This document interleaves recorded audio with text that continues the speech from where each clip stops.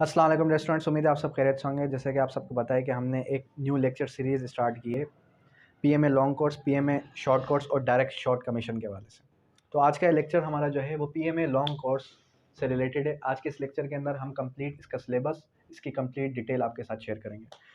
जैसे कि आप सबको पता है कि पीएमए लॉन्ग कोर्स जो है वो एवरी ईयर 2 टाइम्स अनाउंस होती है और 2024 के अंदर अगर हम बात करें कि कब अनाउंस होगी, तो ये आपकी अनाउंस होगी मार्च टू अप्रैल में। ठीक है। अब मार्च टू अप्रैल में अगर टाइम देखा जाए तो टाइम सिर्फ और सिर्फ आपके पास 2 to 3 मंथ्स है। इस 2 to 3 मंथ्स के अंदर किस तरीके से प्रिपरेशन की जाए जो आप इसको क्रैक कर सकें। बहुत ही इजी टेस्ट है अगर आप दिल से स्टडी करें। सिलेबस थोड़ा लेंदी है, लेकिन ये है कि अगर आप डेली बेसिस पे 4 से 6 घंटे स्टडी करें तो इंशाल्लाह आप पास हो जाएंगे। अगर किसी स्टूडेंट को सेशन ज्वाइन करना है तो गिवन नंबर पर हमसे कांटेक्ट करें। इंशाल्लाह हम उसको सेशन भी प्रोवाइड करेंगे जिसके अंदर ईच एंड एवरी कॉर्नर, सारा का सारा जो भी सिलेबस है वो हम सारा सिलेबस आपको कवर करवाएंगे। और साथ में जो भी नोट्स वगैरह हैं वो भी हम आपके साथ शेयर करेंगे। और जो वीकली बेसिस पे टेस्ट होंगे आपके, वो होंगे web generated test. Web generated test का मतलब क्या होता है कि हम आपको एक जो है लिंक शेयर करेंगे ग्रुप के अंदर, व्हाट्सएप ग्रुप के अंदर। व्हाट्सएप ग्रुप के अंदर जैसे ही आपके साथ लिंक शेयर होगी, उस लिंक शेयर होने के बाद आप उस लिंक को ओपन करेंगे तो आप वहाँ पर अपना नेम लिखेंगे। नेम लिखने के बाद क्वेश्चंस जितने भी होंगे वो सारे के सारे आपके सामने आ जाएंगे। जब वो क्वेश्चंस आपके सामने आएंगे तो आपने क्या करना है, आपने उन क्वेश्चंस को पढ़ना है और आपके पास टाइम दिया हो गया होगा, क्योंकि आपको पता है कि ये जो आपका पीएमए लॉन्ग कोर्स का जो टेस्ट होता है, ये इसके अंदर टाइम मैनेजमेंट का बड़ा चक्कर है। जो भी स्टूडेंट टाइम मैनेज नहीं कर पाता वो रह जाता है। ठीक है। तो जैसे ही आप वो टेस्ट देंगे तो आपको पता चल जाएगा, इवैल्यूएशन हो जाएगी कि आपकी तैयारी जनरल नॉलेज में से कितनी है, आपकी तैयारी इस्लामियात में से कितनी है, आपकी तैयारी verbal test, non verbal test में से कितनी कितनी है। ठीक है। प्रीवियस बैच के अंदर अल्हम्दुलिल्लाह अल्लाह का लाख लाख शुक्र है कि हमारे अच्छे खासे स्टूडेंट्स पास हुए। प्रीवियसली मैं इतनी तैयारी नहीं करवाता, मेरा जो पार्टनर है उसामा साहब, वो जो है तैयारी करवाते थे इसकी। तो उस बैच के अंदर भी मैंने कुछ जो है सेशंस लिए, कुछ जो है उनको तैयारी करवाई। तो इस बैच के अंदर भी हम जो है कंसेक्टिवली आपको पढ़ाएंगे। मेरे साथ इंशाल्लाह मिस्टर उसामा साहब होंगे। अच्छा खैर, तो एज लिमिट की अगर बात की जाए तो एज लिमिट इसकी कितनी है?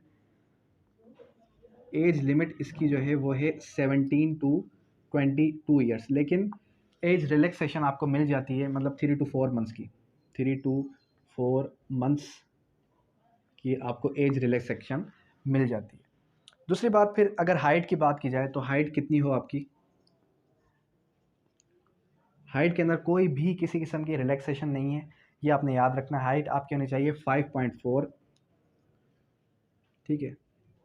5.4 फिट हो, या फिर कितनी हो, या फिर हो आपकी 162.5 सेंटीमीटर। ठीक है। ये आपकी हाइट होनी चाहिए।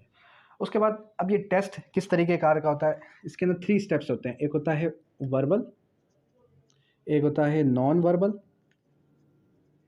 और एक होता है एकेडमिक्स। ठीक है। 3 किस्म के टेस्ट होते हैं। अब जो हमारे पास वर्बल टेस्ट है, इसके अंदर कितने क्वेश्चंस होते हैं? इसके अंदर होते हैं 84 एमसीक्यूज। ठीक है। और टाइम कितना होता है? सिर्फ और सिर्फ 30 मिनट्स, 30 मिनट्स का टाइम होता है। और अगर नॉन वर्बल की बात की जाए, नॉन वर्बल के लिए होते हैं 64 एमसीक्यूज। और इसके लिए टाइम कितना होता है? इसके लिए टाइम होता है आपके पास 30 मिनट्स, क्योंकि ये टाइम कंज्यूमिंग टेस्ट है। और अगर एकेडमिक्स की बात की जाए तो एकेडमिक्स के अंदर आपके पास होते हैं 50 क्वेश्चंस। 50 क्वेश्चंस के लिए टाइम होता है 30 मिनट्स, 50 MCQs। और ये टेस्ट किस तरीके से कंडक्ट किया जाता है आपको सबको पता होगा कि इसके अंदर कोई कॉपी पेन से टेस्ट नहीं होता, बल्कि ये टेस्ट होता है आपका कंप्यूटर पे आप बैठेंगे और वेब जनरेटेड टेस्ट होता है। तो खैर, उसके बाद आपने क्या करना है, जैसे ही ये दोनों टेस्ट आप क्लियर करेंगे, इसमें से मतलब जैसे कि फॉर सपोज के 84 है, 64 है, इसमें से अगर आप कंसेक्टिवली निकालें 50% मार्क्स ऑब्टेन करेंगे तो फिर आप मूव करेंगे एकेडमिक्स की तरफ। जब एकेडमिक्स आप क्लियर करेंगे फिर आपके पास मैसेज आएगा, congratulation that you have cleared this test. ठीक है। अदरवाइज़ अगर आप ये फर्स्ट स्टेप क्लियर करेंगे तो इसके बाद आपके पास कोई भी कॉन्ग्रेचुलेशन का मैसेज नहीं आएगा, बल्कि वो फर्दर मूव कर जाएगा एकेडमिक्स पर। ठीक है। आईक्यू लेवल वो चेक करते हैं। और टाइम मैनेजमेंट का बहुत ही प्रिकॉशंस के साथ आपने ध्यान रखना है कि टाइम मैनेजमेंट किस तरीके से करनी है। कितने क्वेश्चंस आपने कितने मिनट पर करने हैं, और इसके अंदर कोई किसी किस्म की नेगेटिव मार्किंग नहीं है कि कोई क्वेश्चन आप छोड़ दें, जो नहीं आ रहा उस पर दुक्का लगा दें। आपने करने सारे के सारे क्वेश्चन, ठीक है। वो इंशाल्लाह जैसे ही आप व्हाट्सअप हमारा ग्रुप ज्वाइन करेंगे नीचे गिवन नंबर पर, तो इंशाल्लाह हम आपको कंप्लीट प्रिपरेशन करवाएंगे, जिसके अंदर इंशाल्लाह उम्मीद है कि आप ये टेस्ट की क्रैक कर लेंगे। और जो अगर ऐसे स्टूडेंट्स हैं जो कि पहले रह चुके हों, तो उनको तो ज़्यादा एक्सपीरियंस होगा, तो जाहिर सी बात है उनको अगर हम थोड़ा भी गाइड करेंगे तो वो ये टेस्ट क्रैक कर लेंगे। खैर, जो भी हमारे एकेडमिक से रिलेटेड प्रिसाइज नोट्स हैं, तो वो नोट्स भी आपको गिवन नंबर पर प्रोवाइड हो जाएंगे, और वो सिर्फ रजिस्टर्ड जो स्टूडेंट्स होते हैं उनके लिए ही अवेलेबल होते हैं सॉफ्ट कॉपी के अंदर, मतलब कि जो नोट्स वगैरह ये PDF शेप में। अब अगर हम इसके सिलेबस की बात करें तो इसका सिलेबस जो है थोड़ा लेंदी है। अब वो लेंदी किस तरीके से है? वो लेंदी कुछ इस तरीके से है। सिलेबस को ज़रा गो थ्रू करें। सबसे पहले जर्नल नॉलेज,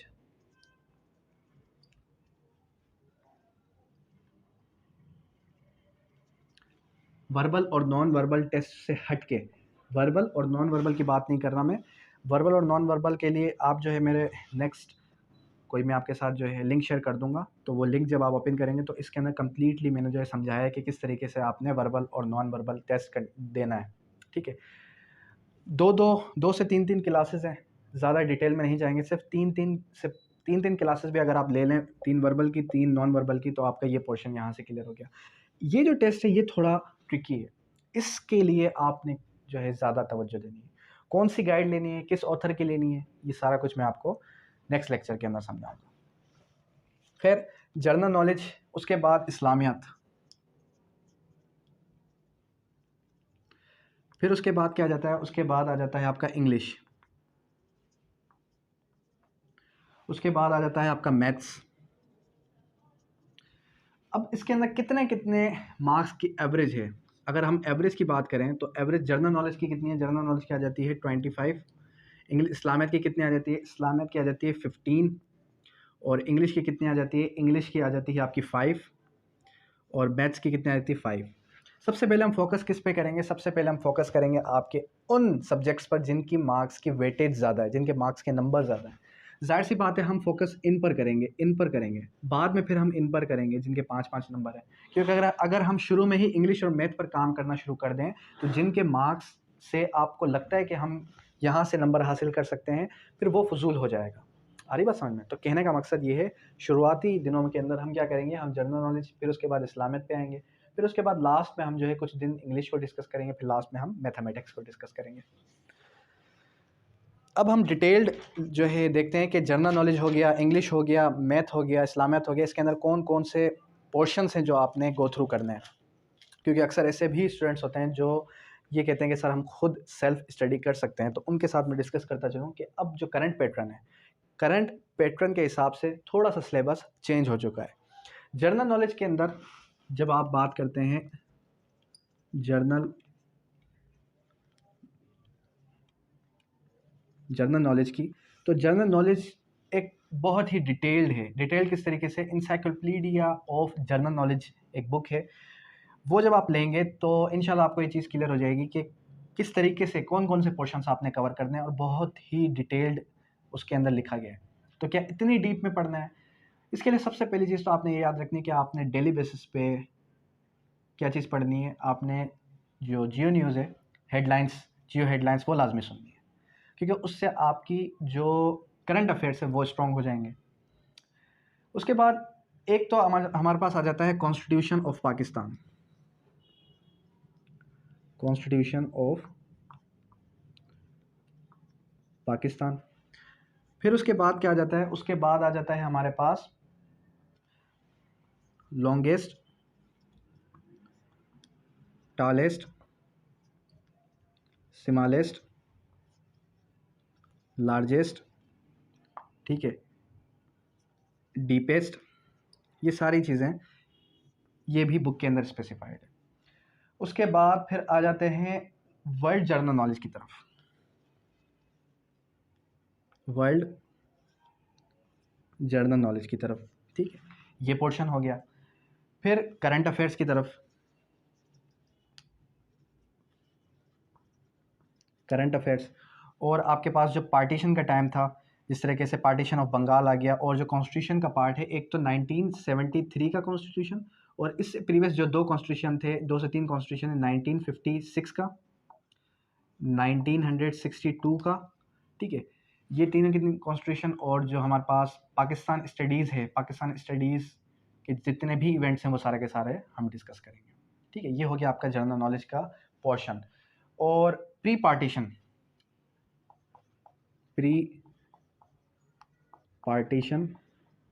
ये भी डिस्कस करना बहुत नेसेसरी है। फिर आ जाते हैं हम किसकी तरफ, इस्लामियत की तरफ।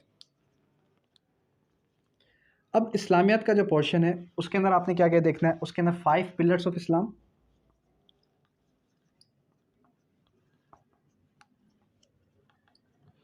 5 पिलर्स ऑफ इस्लाम के बाद फिर आप आ जाएंगे किसकी तरफ, कुरान पाक के जितने भी क्वेश्चन है वो सारे के सारे हम डिस्कस करेंगे। फिर आ जाएगा खुलफा राशिदीन का दौर,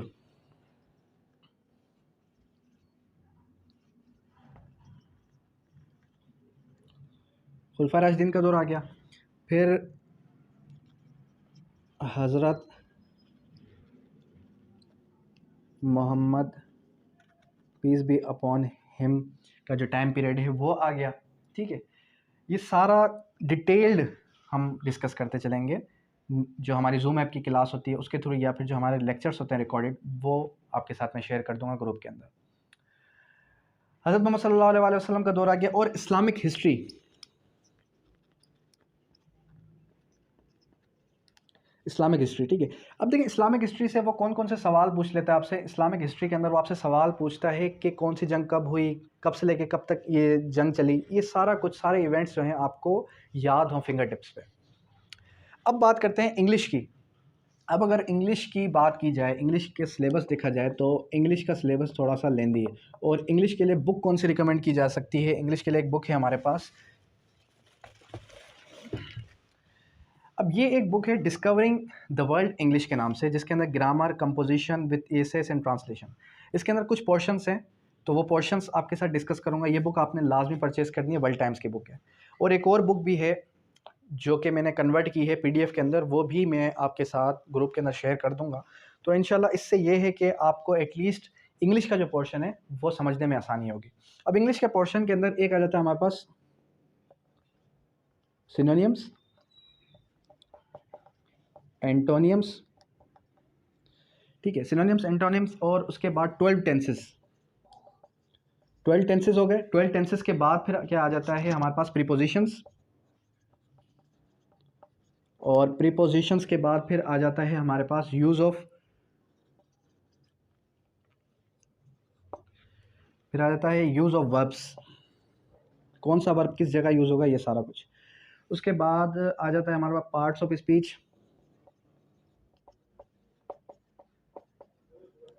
पार्ट्स ऑफ स्पीच आ गया। पार्ट्स ऑफ स्पीच के बाद क्या आ जाता है, एक्टिव वॉइस, पैसिव वॉइस,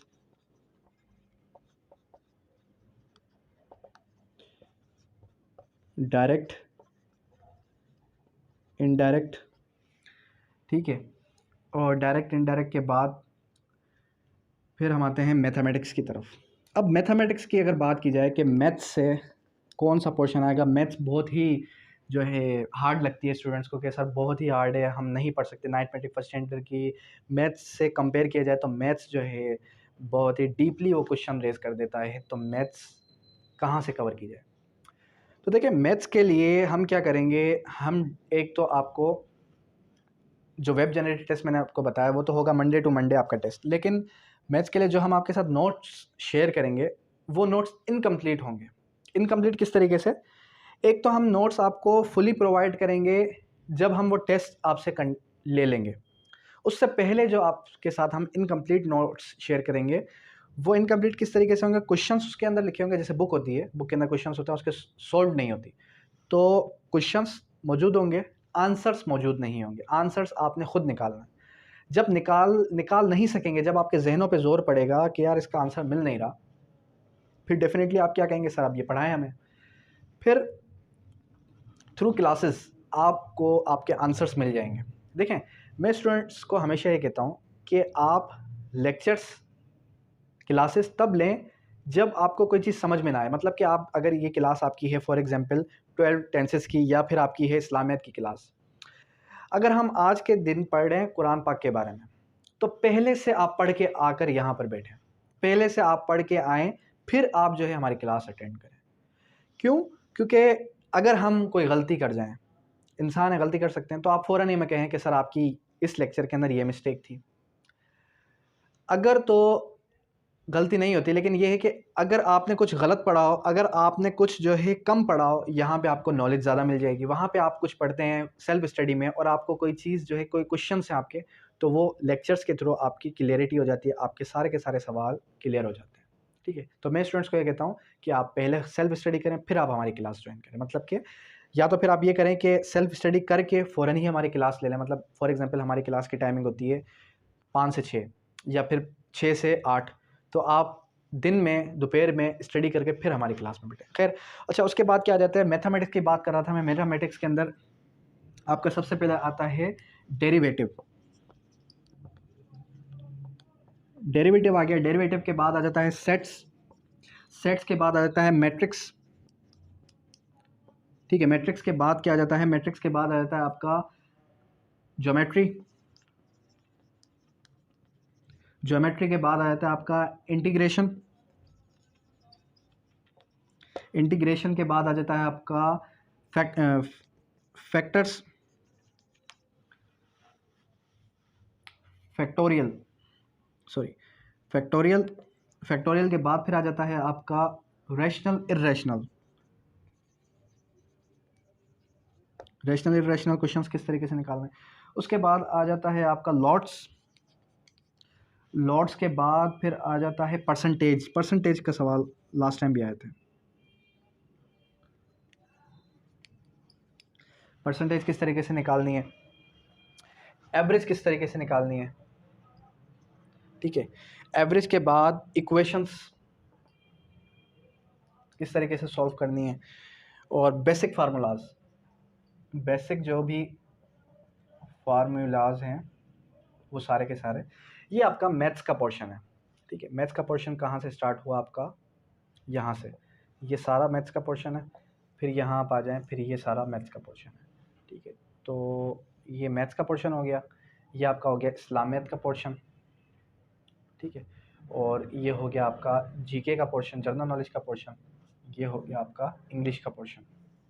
ठीक है, तो मतलब क्या है, यहाँ पर अब आप थोड़ा गौर व फिक्र करें कि जनरल नॉलेज के अंदर मेहनत ज़्यादा करनी है, क्योंकि सबसे ज़्यादा मार्क्स इसके हैं। अच्छा, अब यहाँ पर कभी कभी ऐसे भी हो जाता है कि 25 की जगह वो आपको ये करता है कि 25 नंबर दे दिए किसके, इस्लामियत के, और 15 नंबर दे दिए किसके, 15 नंबर दे दिए आपको इस्लाम, मतलब 15 नंबर दिए जनरल नॉलेज के और 25 नंबर दे दिए इस्लामिक के। ऐसा आगे पीछे भी वो कर सकता है, लेकिन क्या है, हमारा जहन ये बना हुआ है कि भाई हमने मेहनत सबसे पहले इस्लामियत पे और जनरल नॉलेज पे करनी है, फिर हम आएंगे इंग्लिश की तरफ, फिर हम आएंगे मैथमेटिक्स की तरफ। अब इंग्लिश का सिलेबस इतना लेंदी है, मैथमेटिक्स का सिलेबस इतना ज़्यादा लेंदी है, इस्लामियत का और जनरल नॉलेज का सिलेबस शॉर्ट है, इनसे शॉर्ट है, तो मेहनत यहाँ पर कम लगेगी, टाइम कंज्यूम ज़्यादा करेंगे यहाँ पर। और सॉरी, यही बताना तो मैं आपको भूल गया कि इस एकेडमिक्स की तरफ जाने से पहले आपने जब ये क्लियर करना होगा, तो आप ये कहेंगे सर हमारी ज़्यादा इंपॉर्टेंस तो यही है कि हम पहले इनकी तैयारी करें। तो इनकी तैयारी कैसे की जाएगी, इनकी तैयारी के लिए मैं आपके साथ कुछ क्लासेस लूँगा, नियर अबाउट कोई जो कि 10 to 15 क्लासेस होंगी रजिस्टर्ड स्टूडेंट्स के लिए। ठीक है, 10 to 15 डेज़ के अंदर आपकी वर्बल और नॉन वर्बल की हो गई तैयारी।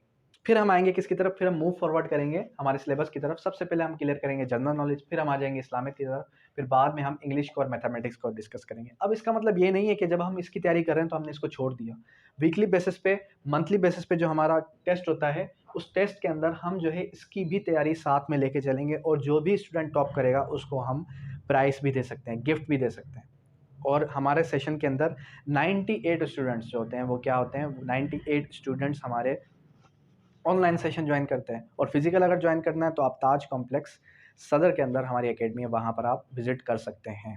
ठीक है, होप सो कि आपको पता चल गया होगा कि इसका क्या सिलेबस है। अच्छा, दूसरी बात ये भी कि जो भी मेडिकल के स्टूडेंट्स हैं, मतलब कुछ स्टूडेंट्स ने प्री मेडिकल, प्री इंजीनियरिंग की होती है, आर्ट्स में की होती है, सब स्टूडेंट्स का सिलेबस यही सेम होता है। इसके अंदर बायोलॉजी, फिज़िक्स, केमिस्ट्री यहाँ से सवाल नहीं आते, यही आपका सिलेबस है। और अगर आप ये सोचते हैं कि क्या इस साइड से भी सवाल आ सकता है, तो नियर अबाउट 1 या 2 सवाल केमिस्ट्री या फिर फिज़िक्स से आ सकते हैं। पिछली बार भी फिज़िक्स और केमिस्ट्री से सवालात आए थे, 1 या 2 आए थे, ज़्यादा नहीं आए थे, तो हम वहाँ पर नहीं जाएँगे। हमने कोशिश करनी है हमारी पासिंग क्राइटेरिया निकल जाए, हमने कोशिश करनी है कि हम किसी तरीके से पास हो जाएँ, तो हमने मेहनत किस पे करनी है? हमने हमारे सिलेबस पे मेहनत करनी है। अंडरस्टूड? तो कहने का मकसद क्या है कि कोई भी स्टूडेंट पास कब होगा? पास तभी होगा कि जब वो इन पर प्रैक्टिस ज़्यादा करेगा, जनरल नॉलेज पर, ठीक है? या फिर जो है आपके इस्लामियत के पोर्शन पर। जब आप जनरल नॉलेज और इस्लामियत के पोर्शन पर ज़्यादा प्रैक्टिस करेंगे, ज़्यादा अटेम्प्ट देंगे, जो भी हमारा वेब जनरेटेड टेस्ट होगा, तो होप सो उम्मीद है कि आप ये क्लियर कर जाएँगे। लेकिन उससे पहले वर्बल और नॉन वर्बल की भी प्रैक्टिसेस करनी है, ठीक है? होप सो कि आज का लेक्चर में आप सैटिस्फाई हो चुके होंगे। अब यहाँ तक किसी भी किस्म की कोई भी क्वेरी, कोई भी क्वेश्चन हो तो आप कर सकते हैं। Thank you.